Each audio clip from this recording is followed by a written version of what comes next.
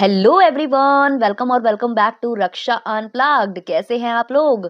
तो भाई साहब, वीडियो स्टार्ट करें उससे पहले आपको बता दूं कि अब ज्यादातर जो रिएक्शन होने वाले हैं ना व्लॉगर्स पर, वो आपको इसी चैनल पर मिलेंगे पॉडकास्ट के रूप में। क्योंकि बिजी स्केड्यूल रहता है, दूसरे काम भी मेरे पास होते हैं, तो मैं बहुत जल्दी जल्दी वीडियो रिकॉर्ड नहीं कर पाती हूँ। तो ज्यादातर रिएक्शन आपको यहीं मिलने वाले हैं। और जो मेरा मेन चैनल है उसका कॉन्टेंट मैं थोड़ा सा डिफरेंट करने जा रही हूँ। थोड़ा थोड़ा मैं उसमें डिफरेंट डालूंगी, आप देखते जाना वहां पर भी। और अगर व्लॉगर से रिलेटेड आपको रिएक्शन चाहिए हैं तो उसके लिए आपको यहीं पर आना पड़ेगा। तो खैर, ये थी इन्फॉर्मेशन। अब जो मैं स्टार्ट करने जा रही हूँ वीडियो, उसके लिए मैं डिस्क्लेमर दे देती हूँ कि इस वीडियो के सभी पात्र और घटनाएं काल्पनिक है। इनका किसी भी जीवित या मृत व्यक्ति से कोई संबंध नहीं है। और अगर आपको संबंध लगता है तो वो केवल और केवल संयोग मात्र होगा। तो भाई साहब, जो मेरे मुंह से आज जो वचन निकलने वाले हैं या जो पॉइंट्स मैं उठाने वाली हूँ, उससे काफी लोगों को मिर्ची लगने वाली है। काफी नहीं, ज्यादातर लोगों को, स्पेशली जो अंधभक्त हैं, उन्हें तो बहुत ज्यादा तगड़ी वाली मिर्ची लगने वाली है। क्योंकि मैं आ चुकी हूँ अपने पुराने फॉर्म में। और इसकी जो कहते हैं ना, हिम्मत मिलती है, कहीं ना कहीं से हिम्मत हमें मिलती है। पहले हमें लग रहा था कि नहीं नहीं नहीं बोलना चाहिए, लेकिन अब धीमे धीमे चीजें हुई हैं और उनके जरिए हम हिम्मत कर पा रहे हैं कुछ बोलने के लिए। तो आज मैंने एक लाइव देखी है, अबला बहुरानी की जो लाइव थी। तो वहां पर बहुत सारे पॉइंट्स उठाए गए हैं। सबसे पहला पॉइंट तो यही था कि मैं कुछ भी नहीं बोलूंगी। मुझे बोलने के लिए मुझे उकसाया जा रहा है कि मैंने क्या किया है, कौन सा कदम उठाया है। इसके लिए मुझे काफी ज्यादा उकसाया जा रहा है। और लोग चाहते हैं कि मैं जो भी करने वाली हूँ इन फ्यूचर, मेरे प्लान्स लोगों को पता चल जाएं। इसलिए मैं कोई चीज नहीं बोलूंगी, मैं बिल्कुल नहीं बोलूंगी। पहले मैं हाइपर होकर बहुत कुछ बोल देती थी, बट अब मैं कुछ भी नहीं बोलने वाली हूँ, चाहे मुझे कोई कितना भी पोक कर ले। तो पहली बात तो मैं यही बोलूंगी कि पोक तो आपको कभी किसी ने किया ही नहीं। पोक तो हमेशा आपने ही दूसरों को किया है। आप ही दूसरों को हमेशा उंगली करते रहे कि बोलो बोलो, अपना पक्ष बोलो, अपना पक्ष भी लाओ, अपने साइड की बातें बोलो। और मैं तो खुली छूट देती हूँ कि बोलो बोलो बोलो। और जब सामने वाले ने बोलना स्टार्ट किया तो फिर आपकी सिट्टी पिट्टी हो गई गुम। यही नहीं, जो आप बार बार बोल रहे थे ना कि छोटी दीदी अपना झुंड लेकर आओ, झुंड लेकर आओ, जिस झुंड में आप पॉडकास्ट वालों को कंसीडर कर रहे थे, तो आप क्या कोई झुंड लेकर नहीं घूम रहे हो? आपका तो इतना बड़ा झुंड है जो कि जाकर बद्दुआएं देता है, जो कमेंट्स आते हैं बद्दुआओं वाले, है ना। और साथ ही साथ जो आपका मेन झुंड है, जो आपका पीआर है, जो आपको न्यूज़ चैनल तक पहुँचा रहा है, कोई सर पर डंडा पड़वा रहा है, तो कोई सर पर गोली पड़वा रहा है। तो कहीं जो है कोई बोलता है कि आपके जो पति हैं पहले वाले, उनकी तो शराब के नशे की आदत थी, वो तो जाने कौन-कौन से नशा पत्ती करते थे और उनकी एक शादी हो रखी थी। तो ये था वो झुंड जिसने जो है गलत इन्फॉर्मेशन हमेशा सोशल मीडिया पर फैलाई है। कोई भी उस मुद्दे पर बात करता नज़र नहीं आ रहा था जो उन्हें करना चाहिए था।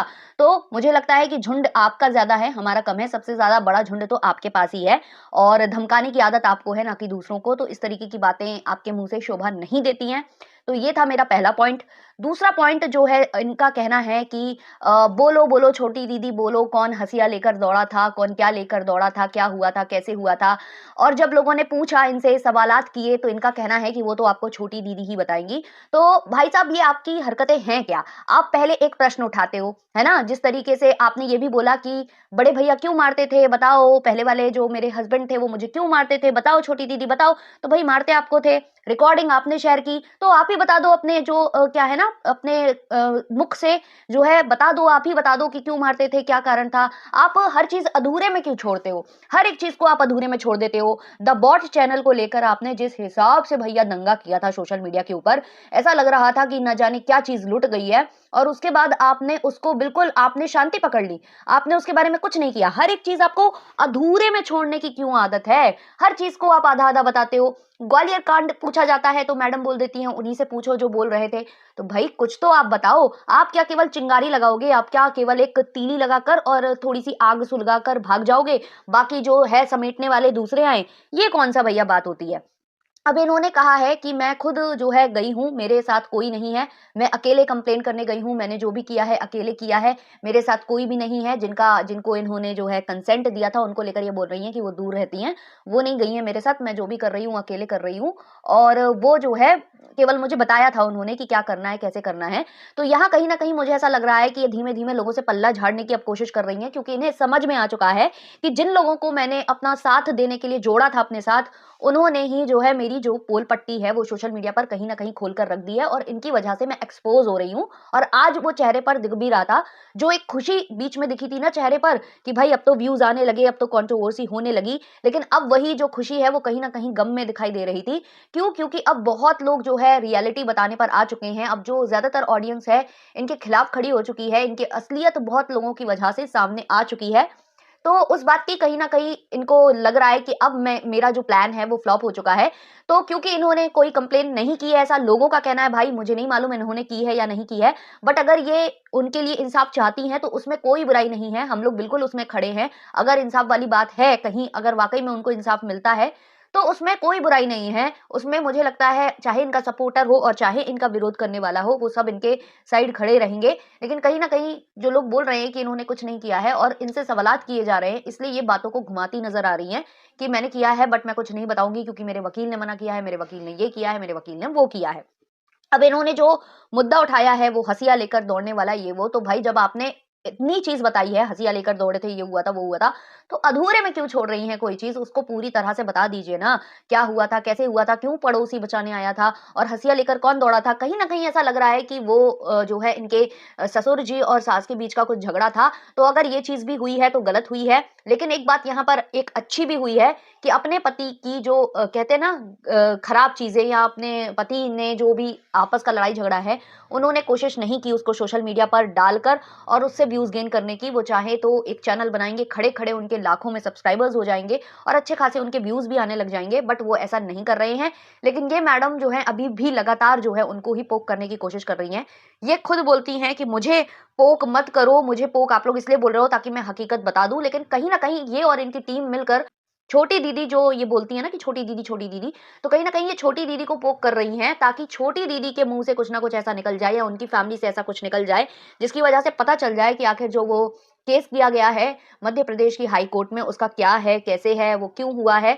तो ये सब जानने के लिए ये कर रही हैं। लेकिन अपनी साइड की चीज़ें इन्होंने बिल्कुल बिल्कुल मुँह सिल कर रख लिया है, ना तो इन्होंने चैनल की हवा आने दी, क्योंकि इतने लोग वहाँ पूछ रहे थे कि चैनल को लेकर बताइए, बट इन्होंने एक भी बार चैनल को लेकर कुछ भी नहीं बोला। ये वही हैं जो एक फ़ोटो वाला जो कहते हैं ना रील अपलोड हो गई थी, जो कि बिकिनी वाली फ़ोटो थी, वो कुछ ही व्यूज़ उस पर आए थे। ये वही हैं जो खुद लेकर आ गई थी अपने चैनल पर और उसको अच्छे खासे इन्होंने प्रमोट कर दिया था आकर और चीख-चीख कर, चिल्ला-चिल्ला कर ये बोल रही थी कि वही लोग कर रहे हैं, वही लोग कर रहे हैं, जानती है वो, छोटी दीदी जानती है, बट बता नहीं रही। आज वही चैनल को लेकर बिल्कुल साँप सा सूंघ गया है, ऐसा समझ में आता है। अच्छा, इन्होंने एक और मुद्दा उठाया कि छोटी नहीं है वो, छोटी नहीं है वो और वो जो है जानती है, सब कुछ जानती है। उसने ऐसे क्यों बोला सती सावित्री और ये वाली इमेज। चलो भाई हम एक बार के लिए मान लें कि वो लड़की गलत है। वैसे तो उसने सती सावित्री का मतलब उसका ये था कि जो आप अच्छी बहुरानी के रूप में जानी जाती हो वो खराब हो जाएगा। लेकिन ठीक है, उसका जो शब्दों का चयन था वो गलत हो गया। हम मान लेते हैं कि यहाँ वो गलत है। बट आप यहाँ कैसे सही हो? आप दूसरे को कैसे बोल सकती हो? वो 16 साल की लड़की अगर ये चीज़ बोलती है तो वो गलत हो जाती है। बट आप तो अच्छे खासे बड़े हो, 2 बच्चों की माँ हो आप और आपके मुँह से ये निकलता है कि तू तो पैसों के लिए, जायदाद के लिए, प्रॉपर्टी के लिए कुछ भी करवा लेगी, तेरे साथ तो कुछ भी हो जाए तुझे कोई फ़र्क नहीं पड़ता, तुझे तो बस प्रॉपर्टी से मतलब है। तो आप जो है ससुर जी के साथ अपने उस लड़की को 16 साल की लड़की को जोड़ रहे हो, शुगर डैडी वगैरह तरीके की चीज़ें आप बताने की कोशिश कर रहे हो और इस तरीके के कमेंट्स भी आने स्टार्ट हो चुके हैं, ना जाने क्या-क्या उस लड़की को बोला जा रहा है और मॉफ्ड पिक्चर्स तक बनने लग गई।